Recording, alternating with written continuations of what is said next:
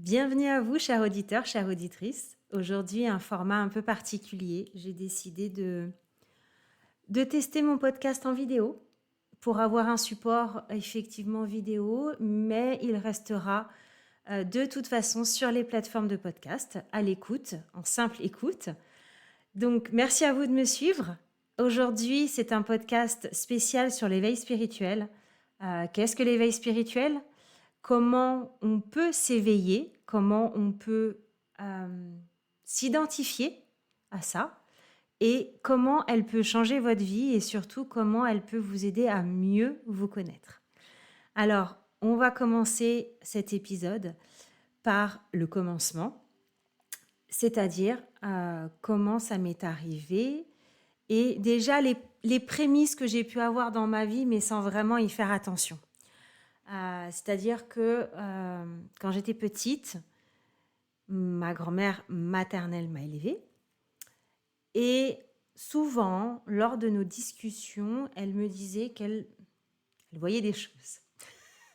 Alors comme ça, dit hors contexte et surtout quand mes souvenirs en tout cas, c'était vraiment vers 15, 16 ans, 17 ans, bon voilà, l'adolescence.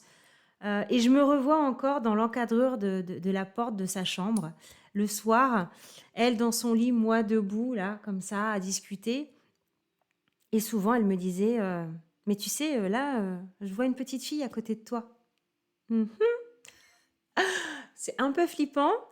Et en même temps, quand on n'y comprend rien, qu'on n'a jamais entendu spiritualité, qu'on n'est pas forcément croyant non plus, euh, en toute honnêteté, la première chose qui m'a traversé l'esprit à ce moment-là, c'est je me suis dit, bon, bah, ma grand-mère est un peu fatiguée et je comprends rien du tout à ce qu'elle me raconte. Et c'est vrai que ça se reproduisait fréquemment où elle me disait qu'elle voyait des gens, qu'elle voyait mon grand-père qui était décédé, qu'elle voyait ma petite cousine aussi. Euh, et à chaque fois qu'il est arrivé malheureusement un drame dans la famille, eh bien, peu de temps avant, elle me disait qu'elle voyait mon grand-père. Comme si, en fait, il venait chercher la personne. En tout cas, c'est ce qu'elle me disait. Sauf qu'à l'époque, encore une fois, on remet dans le contexte, je suis jeune, jamais entendu parler de spiritualité, pas forcément croyante non plus, parce que je vous avoue que petite, je l'ai été, mais avec tout ce qui m'est arrivé, j'ai arrêté de croire en Dieu à un moment donné de ma vie. Parce que je me suis dit que en fait c'est pas possible, on peut pas, si Dieu existait vraiment, il ne m'aurait pas fait autant souffrir que j'ai souffert. Il n'aurait pas fait en sorte que j'ai pas de parents, que je perde toute ma famille très rapidement, que je subisse tout ce que j'ai pu subir dans ma vie. Et c'était tellement trop, tellement de douleur, tellement de souffrance que je me suis dit non, c'est pas possible, Dieu ne peut pas exister. Donc j'ai arrêté de croire en Dieu. Et donc forcément, quand ma grand-mère me parle de tout ça, je me dis non mais c'est n'importe quoi. Là, je crois que ma grand-mère est en train de perdre la tête. Mais toutes ces, excusez-moi de l'expression, mais toutes ces conneries, en fait, c'est pas fait pour moi. Donc ça a été en fait le début de toutes ces choses qui, comme moi, elles ont pu déjà arriver dans ma vie. Alors je vous avoue qu'aujourd'hui, avec un peu de recul, je comprends beaucoup mieux les choses. Et surtout, je me dis, mais quel gâchis, parce qu'en fait, ma grand-mère, elle aurait pu m'apprendre tellement de choses. Elle aurait pu me guider, elle aurait pu m'expliquer. Mais bon, voilà, la vie est comme ça, je me rends compte aujourd'hui, c'est trop tard, mais je vous avoue que ma grand-mère aujourd'hui, c'est mon guide, elle est à côté de moi et du coup, elle m'aide tous les jours dans mes choix, elle m'aide tous les jours dans ma vie. Et c'est vraiment une très très grande force. Mais on y reviendra plus tard parce que là, on en est au début. Donc pour ceux qui n'y connaissent rien à l'éveil spirituel et pour eux, j'ai envie de dire que tout ça, c'est du bullshit. Eh bien, dites-vous que à cette époque-là, j'étais comme vous. Je n'y croyais pas. Pour moi, c'était des conneries. Et en fait, ça voulait juste simplement dire que j'étais bien ancrée dans la matière, comme on dit aujourd'hui. Le deuxième événement qui s'est passé dans ma vie, encore une fois, j'étais pas du tout dans la spiritualité, c'est le décès de mon papa. Il faut savoir qu'il est revenu dans ma vie, même s'il m'a abandonnée, il est revenu à une époque dans ma vie. Euh, j'ai vraiment cru que c'était pour moi qu'il était revenu, sauf qu'en fait, il était gravement malade et il était revenu en France pour avoir les derniers soins et pour l'accompagner plus paisiblement en fait vers la fin. Et donc, moi, ça a été à ce moment-là où j'ai pu rencontrer mon papa, avoir un peu une discussion avec lui, comprendre un peu ce qui s'est passé à ma naissance. Et, donc, j'allais le voir régulièrement. Puis, du coup, j'ai eu sa version des faits. Et puis, on a créé quand même quelque chose. Sauf que ça a été à l'époque où moi, je passais mes examens. Il a fallu que je révise, j'avais des partiels. Et du coup, il y a un moment donné où j'ai arrêté d'aller le voir parce que j'avais, moi, les cours et j'avais l'école. Et en fait, il y a un soir, une nuit plus exactement, où en fait, j'ai rêvé de mon papa. Où je l'ai vu dans mon rêve, il est venu, il m'a parlé. Voilà. Et ce matin-là, je me suis réveillée. Et la première chose que j'ai dit à ma grand-mère, c'est il faut absolument que j'aille voir mon papa aujourd'hui. Parce que ça fait longtemps que je n'ai pas été le voir. Et je ne voudrais pas qu'il parte sans que je puisse aller le voir. Et là, ma grand-mère me regarde avec beaucoup d'émotion et me dit qu'en fait, mon papa est mort dans la nuit. Et là, encore une fois, j'y connais rien. Juste, j'ai beaucoup de tristesse parce que je me dis qu'en fait, j'ai pas pu aller le voir une dernière fois. J'ai eu 2 mois, seulement 2 mois pour le connaître. Et du coup, ça a été très, très dur. Très, très dur de me dire, c'est une frustration là qui s'est emparée de moi à me dire, mais en fait, c'est pas possible. Encore une fois, j'ai raté quelque chose. Sauf qu'encore une fois, aujourd'hui, avec du recul, cette expérience, je la vis autrement. C'est qu'en fait, mon papa, il est venu me dire au revoir tout simplement avant de partir. On a réussi à rentrer en connexion pendant mon sommeil pour se parler, pour se dire au revoir. Et du coup, aujourd'hui, je trouve ça génial, en fait. Je trouve ça fabuleux que là aussi, il y ait eu du lien et que j'ai été capable de vivre ça à ce moment-là. Mais voilà, encore une fois, j'avais 16 ans, je connaissais rien du tout. Et tout ça me dépassait. Et à part avoir beaucoup de tristesse, c'est tout ce que j'en ai ressorti à ce moment-là. Une autre étape de la spiritualité, en tout cas d'un épisode en fait qui est arrivé dans ma vie et que aujourd'hui je le traduis comme de la spiritualité. Comme je vous l'ai raconté dans un épisode précédent, j'ai perdu un bébé. Et en fait, peu de temps après cette perte, il est arrivé quelque chose d'extraordinaire dans ma vie. J'ai rencontré un chien. Alors dit comme ça peut être farfelu. Mais en fait, c'est une très belle histoire. Vraiment une très très belle histoire. En fait, on avait des amis qui faisaient des travaux chez eux, dans un autre département et en pleine campagne. Et ce jour-là, mon mari a été les aider à faire des travaux. Et il voit un chien débarquer, venu de nulle part. Le chien, il l'accueille. Il m'envoie un message. Il me dit, écoute, là, on a un chien qui est là. On ne sait pas où, on ne sait pas quoi. Nos amis ne peuvent pas le garder parce que ils ont déjà, eux, 2 chiens. Donc, je ne sais pas quoi faire. Donc là, me voilà, les réseaux, pète alerte, je mets la photo du chien, hop. On retrouve les propriétaires car la factrice a reconnu le chien. Du coup, a prévenu les propriétaires nous ont appelés et le soir même, le chien est reparti chez lui. Sauf que 2 mois plus tard, nos amis nous disent, vous savez pas la dernière, Pacha est de retour, parce que ce chien s'appelait Pacha. Pacha est de retour, sauf que là, il n'a plus de collier. Et quand on essaye d'envoyer des messages au propriétaire, ils ne répondent plus. Donc, rebelote, nos amis ne peuvent pas garder le chien.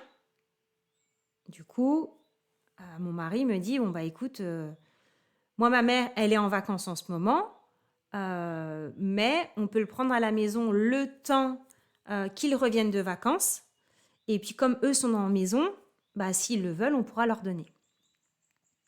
Sauf que je lui dis bon bah ok, il n'y a pas de souci, hein, pas de problème. Et c'est tombé pile poil à l'époque où bah, j'étais en vacances. J'avais pris 2 semaines de vacances parce que je changeais de travail. Et du coup, j'avais pris 2 semaines de vacances pour couper, pour me reposer. Et je me suis dit, bon, bah écoute, je suis à la maison, je vais pouvoir garder le chien. Et là, ce chien, mais comment vous dire, une boule d'amour, une boule d'affection, mais quelque chose que je n'ai jamais vécu dans ma vie. Et en fait, il y a eu un lien tout de suite avec ce chien. Il y a eu un lien d'amour, mais hyper fort qui s'est créé. Et en fait, au bout de 3 jours, j'ai envoyé un message à mon mari pour lui dire « T'es sûr que le chien, on va le donner à tes parents ?» Parce qu'en fait, j'aimerais bien le garder. Et donc, on a gardé le chien. On a gardé le chien. Au bout des 15 jours, je me suis permis d'envoyer un message aux propriétaires pour leur dire « Écoutez, moi, votre chien, si vous n'en voulez plus, bah moi, je veux l'adopter. Donc, autant que ça se passe dans les meilleures conditions qu'il se peut. » Et là, bizarrement, bah, ils ont répondu au tac au message. Alors, à l'instant T, j'ai eu envie de le traiter de tous les noms. Mais comme j'ai voulu que tout se passe bien, qu'on signe les papiers, que je sois la propriétaire officielle du chien, bon, bah voilà, j'ai ravalé ma langue, mes gentils mots, et je n'ai rien dit. Et du coup, nous avons signé les papiers et le chien est bien ma propriété aujourd'hui. Et ce chien, nous l'avons toujours. Ça fait maintenant 5 ans, 6 ans qu'il fait partie de nos vies. Et encore une fois, alors là, à cette époque-là, j'ai envie de vous dire que j'ai commencé à croire aux signes. J'ai commencé à croire en ces choses où je me suis dit, en fait, la vie m'a donné un chien au moment où j'en ai eu besoin. J'ai eu besoin d'affection, je venais de perdre un bébé. Et du coup, j'ai trouvé ce chien, je l'ai trouvé. Le mot n'est pas très très bien choisi, mais en fait, la vie m'a donné ce chien. Pour me faire du bien, pour me réparer de l'intérieur. Et effectivement, il m'a complètement réparée. Donc de là vient se poser certains questionnements. Hasard, coïncidence, est-ce que ça existe ? L'univers, les signes qu'on peut avoir sur la vie, dans la vie, dans notre vie, sur notre chemin de vie. Et là, j'ai commencé effectivement à m'interroger, à me dire, mais en fait, finalement, est-ce que le hasard existe ? Est-ce que les coïncidences existent ? Et à prendre des petits exemples comme ça, par-ci, par-là, je me suis aperçue que, en fait, non, le hasard n'existe pas. Parce qu'à un moment donné, dans votre vie, vous allez peut-être vouloir quelque chose, vous n'allez pas l'avoir. Sur le coup, là, vous allez être en colère, vous allez être frustré, vous n'allez pas comprendre pourquoi vous n'avez pas eu ça. Sauf que c'est quelques semaines, quelques jours, quelques mois plus tard que vous allez comprendre pourquoi à ce moment-là, vous n'avez pas eu ça. Parce qu'en fait, vous attendez. Quelque chose de meilleur allait vous attendre, en fait.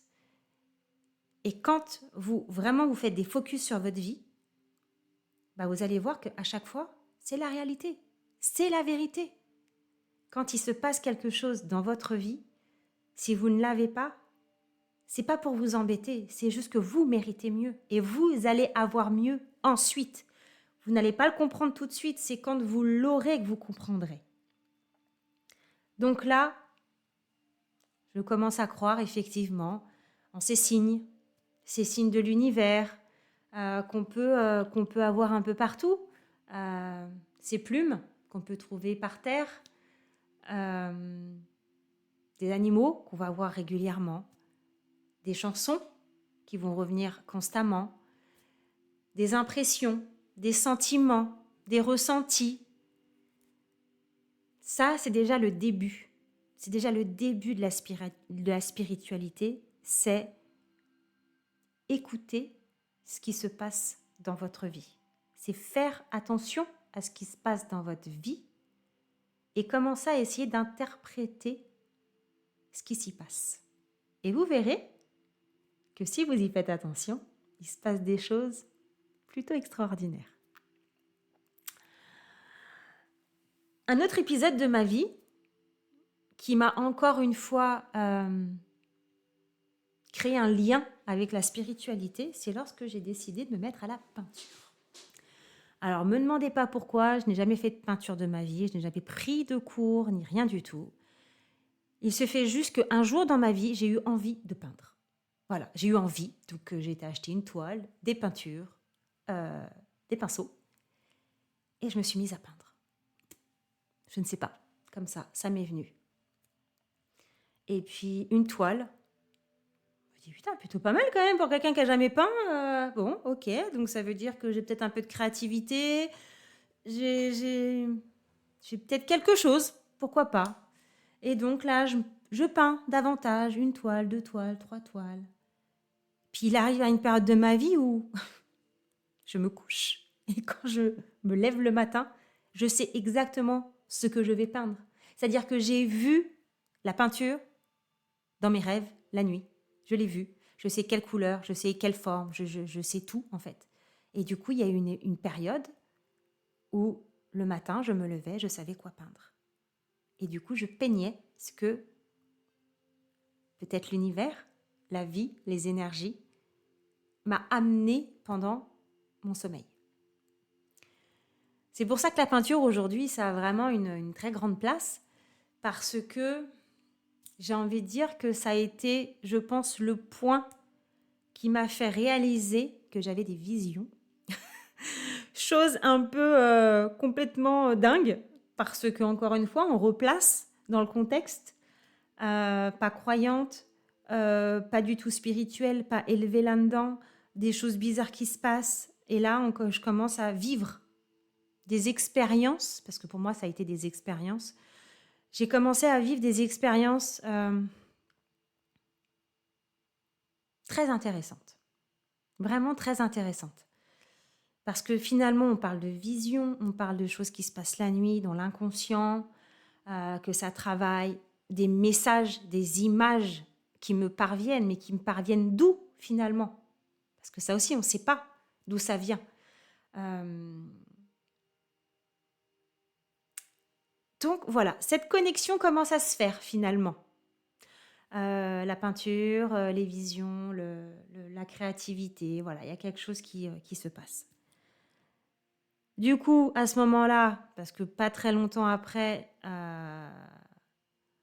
donc quand je vous parle de ça, c'est sur quand même quelques années, hein, le moment où j'ai commencé à me mettre à la peinture jusqu'au moment où j'ai commencé à avoir des visions, c'est quand même passé quelques années. Et derrière ces visions peintures, la chose qui m'est arrivée, donc un peu, encore une fois, bizarre, hallucinante, extraordinaire, vous utilisez le mot que vous voulez, mais ça a été la connexion avec ma fille quand elle était dans mon ventre. Donc pour ceux qui ont écouté les épisodes précédents, vous connaissez l'histoire, je vais la faire courte pour ceux qui sont là pour la première fois. Je suis tombée enceinte d'un enfant, d'un bébé miracle.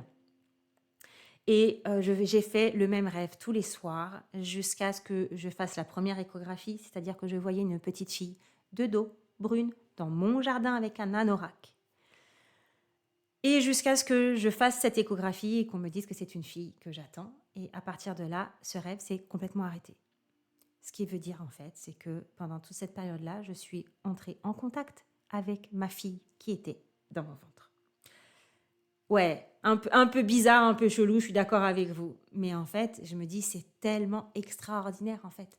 Elle n'était pas encore sur cette planète, elle n'était pas encore dans la matière, dans son corps, que déjà à l'intérieur de moi, elle communiquait. Et c'est fabuleux, je trouve ça, mais je trouve qu'aujourd'hui, vraiment, j'ai une chance fabuleuse d'avoir vécu ça. Du coup, forcément, ça, ça fait réfléchir, ça, ça commence à donner un sens, j'ai envie de dire, à tout ce monde spirituel. Alors, c'est large, hein. Sincèrement, je ne vais pas pouvoir tout brasser dans une vidéo et dans un podcast, mais le monde spirituel est très vaste, et ça, il faut le savoir. Le point d'après, c'est vraiment sur l'ouverture des canaux, en fait. Il faut comprendre que le monde spirituel est fait d'énergie. L'énergie aujourd'hui existe, ça a été prouvé scientifiquement, l'énergie existe, ça a été revendiqué. Et il faut se dire qu'aujourd'hui, le spirituel est fait d'énergie. C'est de l'énergie qui circule en nous et qui circule autour de nous. Il circule en nous grâce à nos chakras, à nos points, donc la couronne, le troisième œil, la gorge, le cœur, le plexus solaire, le sacral et le racine.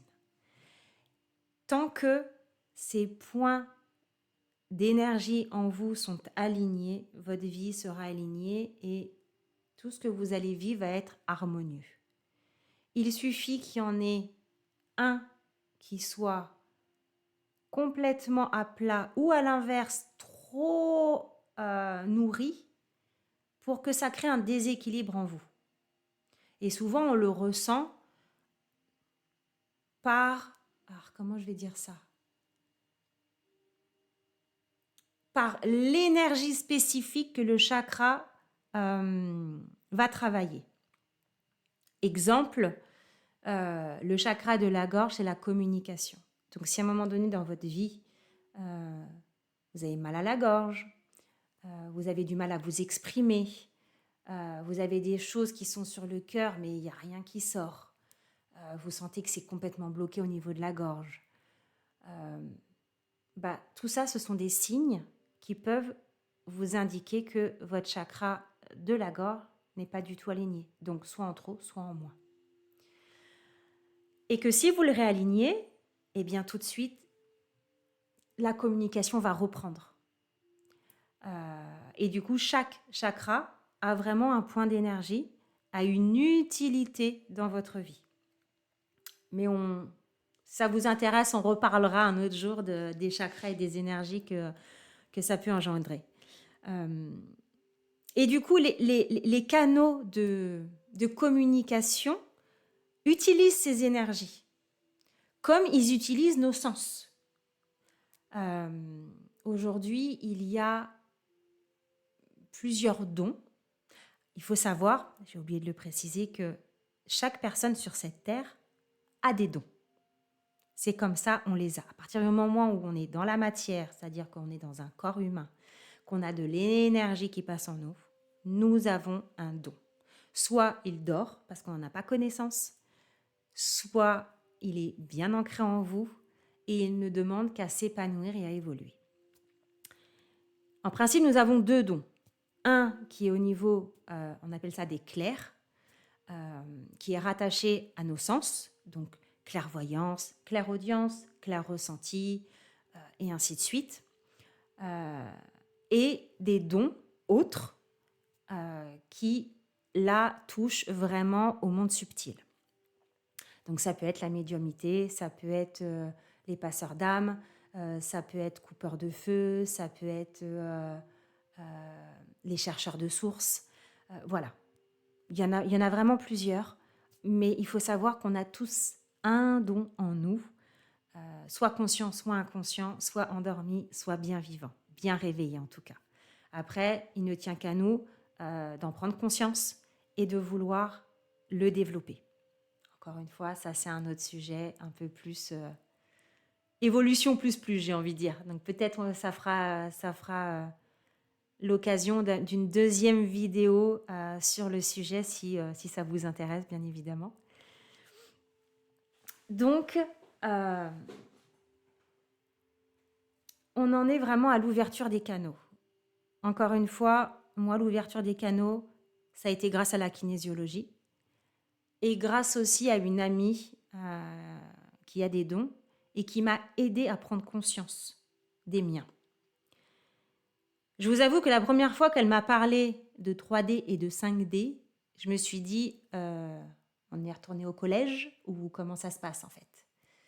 Parce qu'en fait, jamais de ma vie j'avais entendu parler de ça. Jamais de ma vie j'avais entendu parler de 3D et de 5D. Et qu'en fait, dans l'explication, tout prend sens. La 3D, c'est vraiment la matière. Alors, il faut revenir vraiment à l'essence même des choses. C'est-à-dire que nous sommes tous un, nous faisons tous partie de la même source avant notre naissance. Dans cette source, il y a des familles d'âmes. Et que chaque âme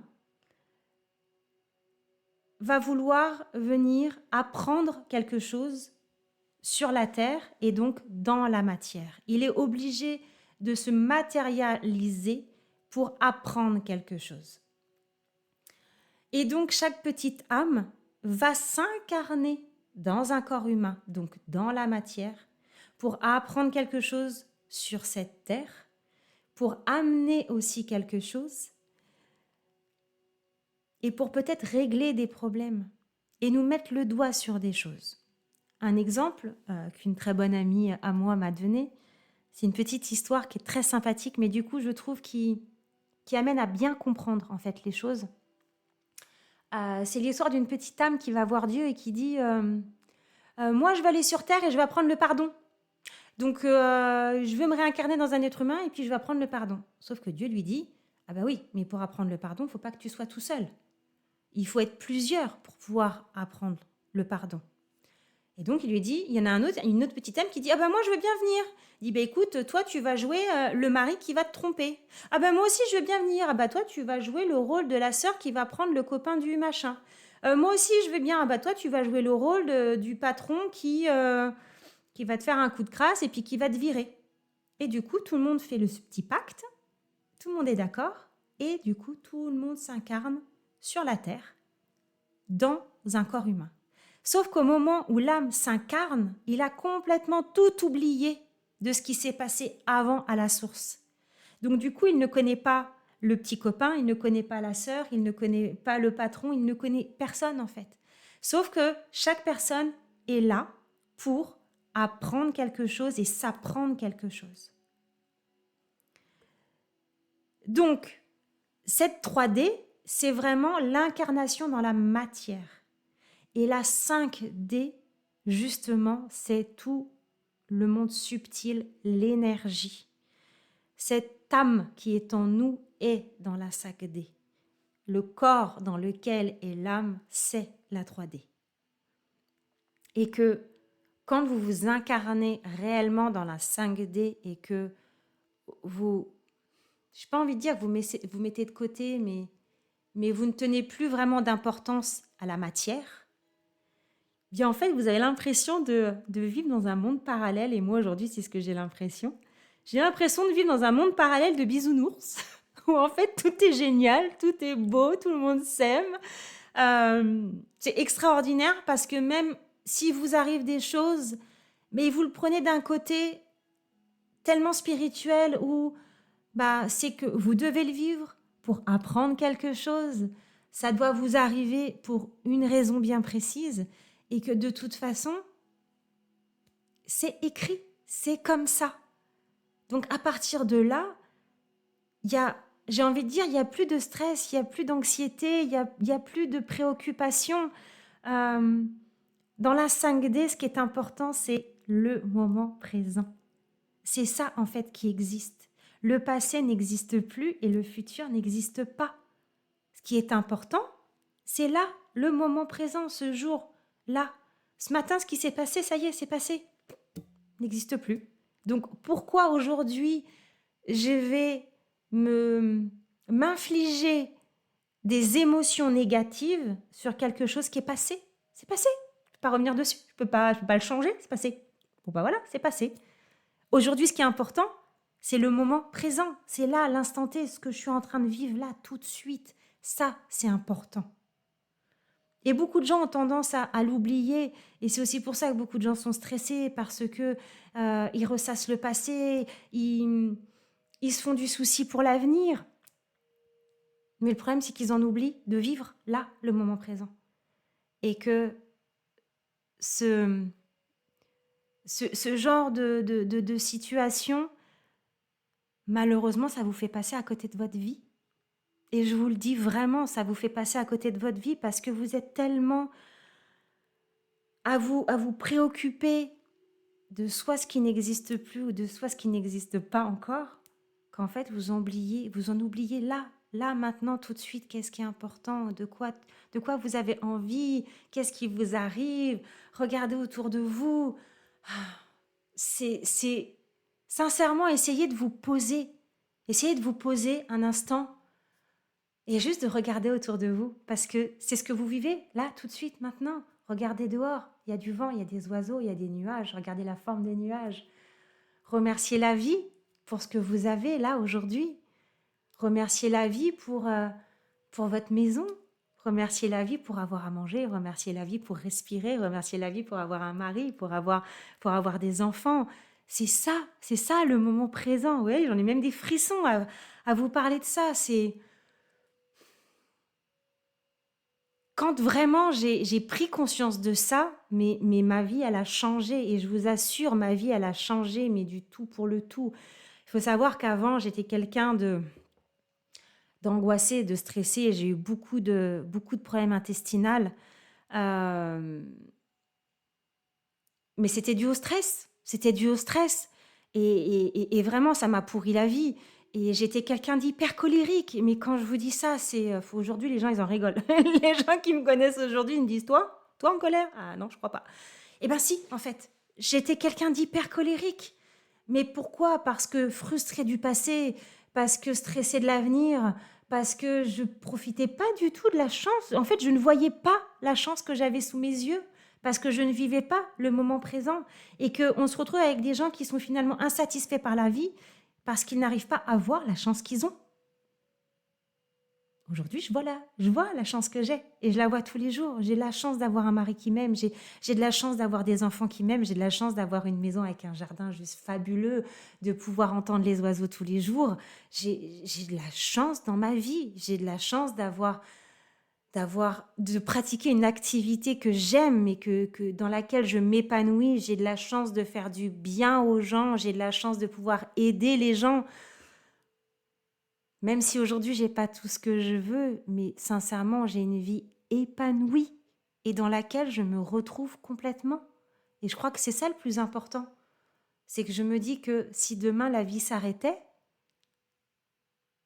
alors je dis pas que je serais pas triste parce que ça veut dire laisser mon mari et mes enfants et mes amis et ma famille. Mais je pense que je serais sereine de me dire que je suis arrivée à un stade de ma vie où j'ai arrêté d'être en colère, où j'ai arrêté de me soucier pour rien, où j'ai enfin pris conscience que la vie était importante, que moi j'étais importante, que la personne la plus importante c'était moi et que si je n'allais pas bien, mon mari n'irait pas bien, mes enfants n'iraient pas bien. Et ça aussi, ça fait partie de la prise de conscience. La spiritualité, en fait, amène à toute cette prise de conscience dans la matière et dans la vie d'aujourd'hui. Et j'ai envie de dire, encore une fois, dans mieux se connaître. J'en serais pas là aujourd'hui si j'avais pas vécu tout ça. Mieux me connaître aujourd'hui, c'est savoir que j'aime passer du temps dans mon jardin avec la nature. C'est savoir que quand j'ai mon chakra racine qui est complètement déchargé, aller faire un câlin à un arbre va me recharger. Ça fait partie de mieux se connaître. Et aujourd'hui, tout ça, j'essaye vraiment de l'incarner dans mon business, dans ma vie de tous les jours, parce que finalement, mon business, c'est ma vie. Et ma vie, c'est mon business. Il n'y a pas vraiment de différence parce que je mène ma vie et mon business de la même façon. Je suis la même et dans ma vie et dans mon business. Et je pense que la spiritualité amène à cet alignement, vraiment. Aujourd'hui, il faut vraiment garder en tête que l'éveil spirituel, c'est vraiment un travail pas à pas. C'est petit pas par petit pas, c'est step by step, c'est prendre son temps, c'est prendre conscience de chaque petite chose, de chaque petit signe, de chaque petite évolution. Prendre conscience, l'intégrer, l'accepter et on passe à la suivante. Je pense sincèrement que l'éveil spirituel, elle ne se finit jamais. Mais vraiment, c'est quand on commence, on a forcément une évolution plus ou moins rapide au départ, puisqu'on part de rien. Mais vous avez toujours des choses à ajuster, des choses à apprendre, de la sagesse à acquérir. Moi, aujourd'hui, mon plus grand rêve, ce serait d'aller en Thaïlande, en Inde, à Bali, de pouvoir pratiquer de la méditation dans des temples là-bas, de rencontrer des gens, de rencontrer des maîtres chamans pour qu'ils me transmettent un peu de leur savoir, de leur sagesse. Mais vous imaginez même pas, j'ai les larmes aux yeux tellement que de m'imaginer peut-être que demain je pourrais le faire, mais ce serait encore une étape encore de plus dans ma vie. Alors que au tout début de ma spiritualité, à aucun moment je m'étais dit ça, jamais. Donc vous voyez, il y a vraiment un chemin en fait, un chemin à avoir et il faut pas se prendre la tête, il faut pas se mettre la pression, il faut y aller à son rythme, à sa façon, comme on a envie de le faire. Et c'est ça qui est hyper important, c'est encore une fois, c'est soi, c'est s'écouter.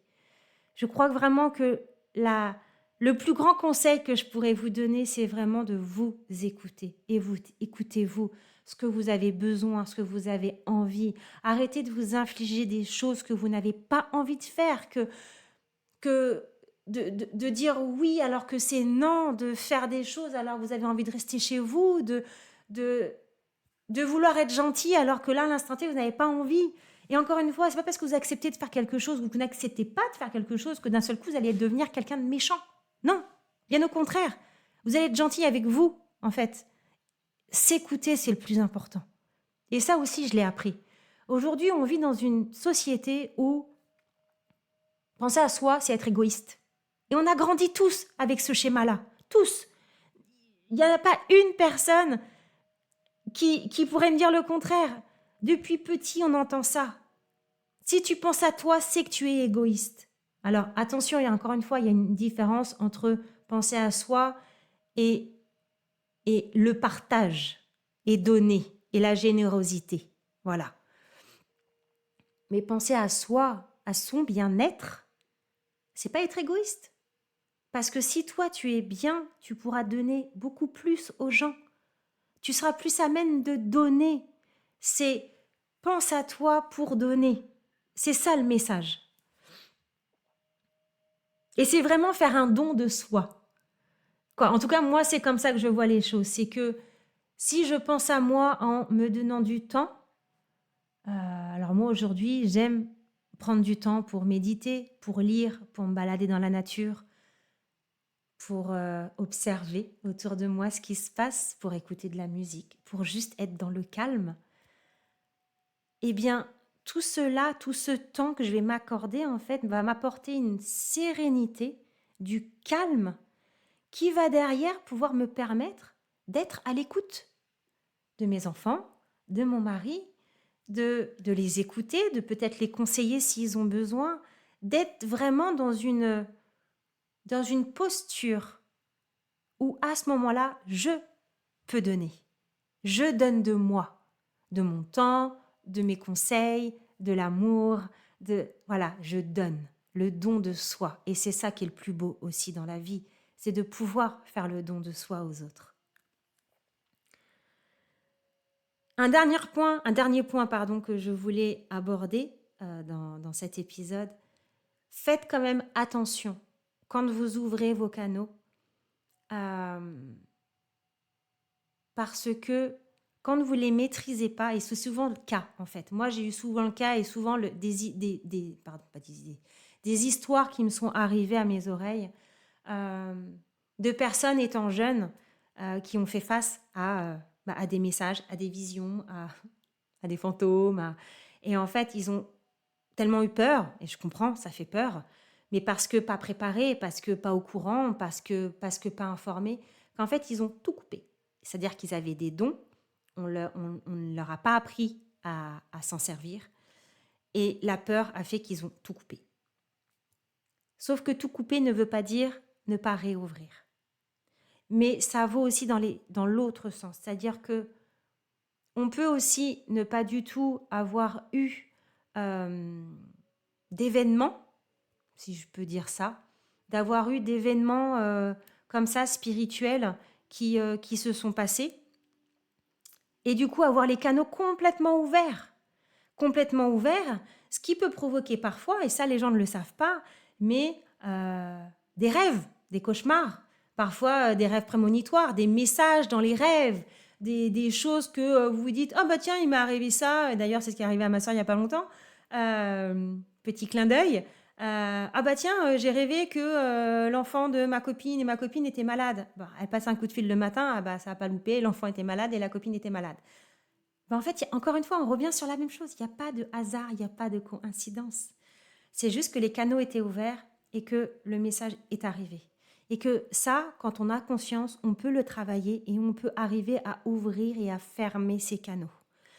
Ça, je l'ai appris grâce à ma formation en médiumnité. Parce que du coup, vous comprenez bien que quand j'ai eu accès à toutes ces informations d'éveil, de messages, de canaux, de 3D, de 5D, d'âme, mais j'ai voulu en fait en savoir plus. J'ai voulu me dire non, mais moi, rien que pour moi déjà, je veux en savoir plus, je veux apprendre. Tellement ça me passionne en fait. J'allais dire ces histoires, mais c'est pas des histoires parce que c'est la réalité, c'est la vérité. Et encore une fois, ça m'arrive encore tous les jours. Dans mes épisodes là de Dana Lakashik, ça m'est vraiment arrivé. C'est pas juste des histoires que je vous raconte, ça m'est arrivé. Donc moi, ça me passionne. Et du coup, voilà, dans ma formation de médiumnité, j'ai appris beaucoup de choses. J'ai appris justement à canaliser mes dons. J'ai appris à me protéger, à protéger ma famille. J'ai appris à faire de la radiesthésie, donc à communiquer avec le pendule. J'ai appris à faire de l'écriture intuitive. Donc l'écriture intuitive, c'est de recevoir les messages du subtil. Alors les messages peuvent venir de plusieurs personnes, hein. Ça peut être vos guides, ça peut être les anges, les archanges, ça peut être de défunts. Et vous pouvez canaliser les messages et du coup les écrire et les retransmettre après aux personnes auxquelles elles sont destinées.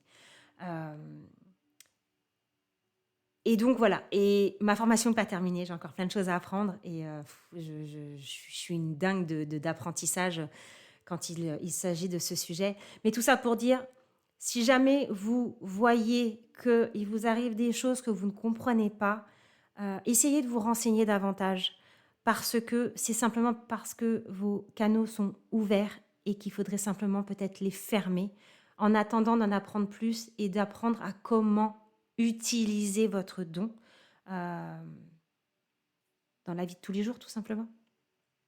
Donc voilà, c'était la fin de cet épisode. J'espère que ça vous aura plu. Et puis encore une fois, n'hésitez pas à noter le podcast, n'hésitez pas à me faire part de vos commentaires, de vos avis, que ce soit sur ma page YouTube, que ce soit sur mon podcast, sur les plateformes de podcast ou alors sur les réseaux sociaux, notamment sur Instagram, sur Odessa Graphique. Je vous dis à très bientôt et passez une belle journée ou une belle soirée selon le moment où vous écoutez cet épisode. À bientôt!